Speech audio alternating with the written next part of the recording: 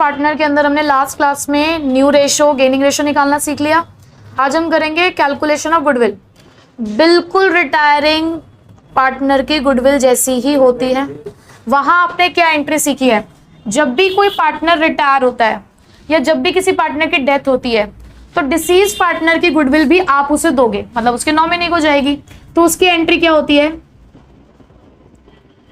Gaining partners capital account debit to sacrificing partners capital account, या तो मैं ये कहूं या to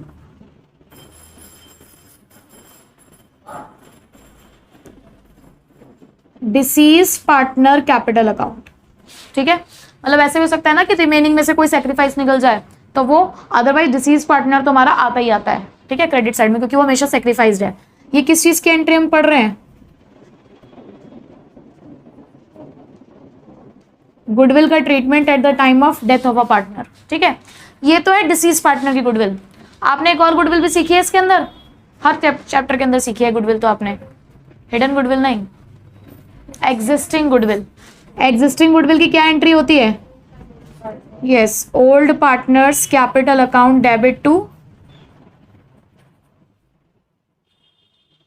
old partners capital account debit to goodwill. ये कौन सी गुडविल है हमारी, एग्जिस्टिंग गुडविल। बस इन्हीं दो गुडविल के साथ हमें डील करना है। और अगर मैं बात करूं goodwill raised and written off की,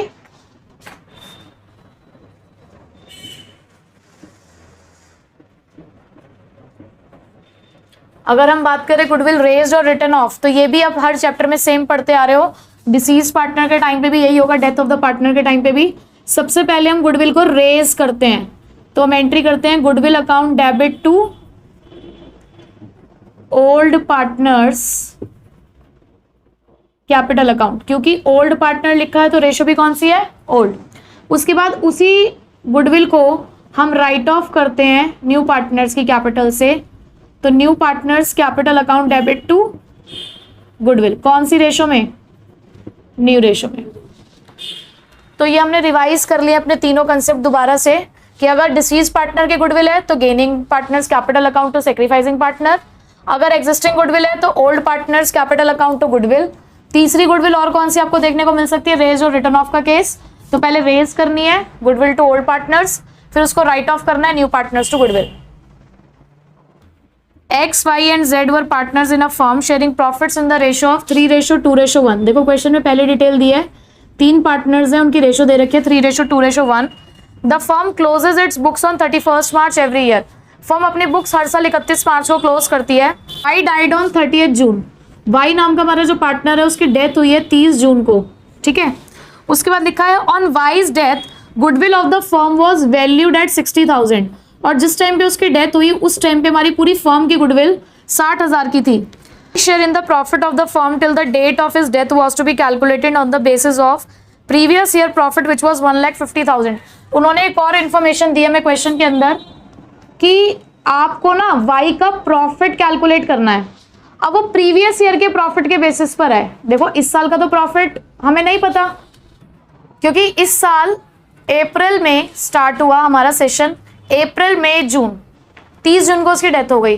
तो अभी तो प्रॉफिट एंड लॉस एप्रोप्रिएशन बना नहीं होगा, बीच में उसकी डेथ हो गई है।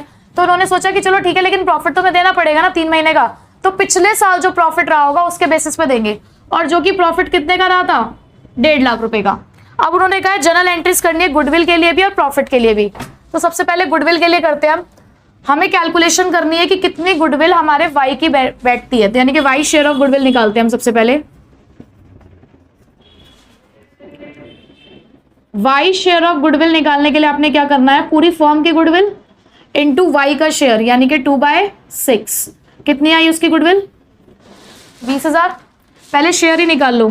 अब ऐसे ही आप निकालोगे वाई शेयर ऑफ प्रॉफिट। पूरी फर्म का प्रॉफिट कितना है,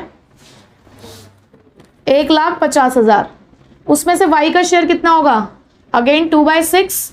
लेकिन क्या पूरे साल का देंगे आप उसे प्रॉफिट, जितने टाइम तक वो जिंदा रहा, जितने टाइम तक उससे सरवाइव किया इस फाइनेंशियल ईयर में, 3 महीने तक ही रहा, अप्रैल मई जून।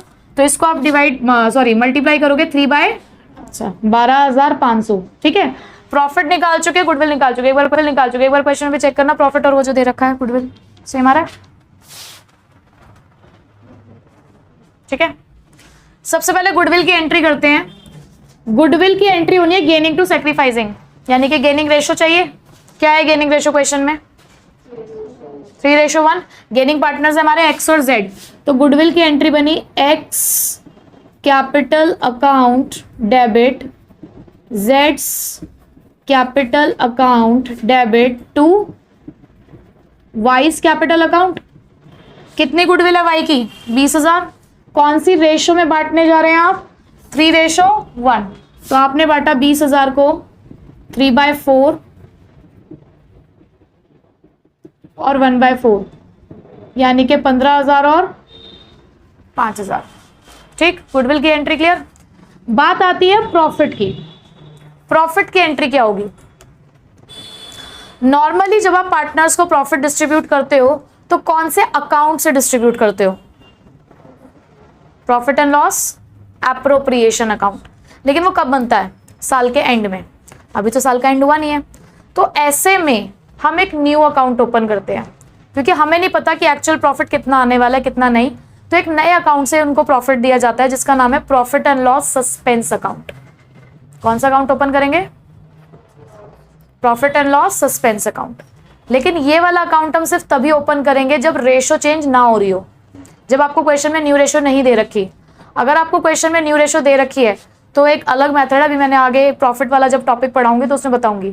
फिलहाल अभी क्योंकि इस क्वेश्चन में प्रॉफिट उन्होंने दे दिया है, गुडविल के क्वेश्चन थे लेकिन उसमें प्रॉफिट का भी पूछा हमसे एंट्री, इसलिए मैंने आपको बता दिया कि अगर किसी पार्टनर की डेथ हो रही है, या इवन रिटायरमेंट में भी ये सेम कंसेप्ट है कि रिटायरमेंट होती है ड्यूरिंग द ईयर या किसी पार्टनर की डेथ होती है ड्यूरिंग द ईयर, तो क्योंकि अब तक हमारा एप्रोप्रिएशन अकाउंट नहीं बना है तो हम एक नया अकाउंट ओपन करते हैं जिसको क्या बोलते हैं? Profit and loss suspense account. उसी के थ्रू प्रॉफिट या उसी के थ्रू आप लॉस डिस्ट्रीब्यूट करेंगे। किसको? या तो रिटायरिंग पार्टनर को या डिसीज पार्टनर को। और मैं इन दोनों का एक कॉमन नाम बोल दूं, आउटगोइंग पार्टनर, ठीक है। तो यहां पर एंट्री बनेगी हमारी प्रॉफिट की, profit and loss suspense account debit to Y's capital account. कितना प्रॉफिट निकाला था हमने? 12,500। तो ये 12,500 आपने यहां लिख देना है, ठीक है।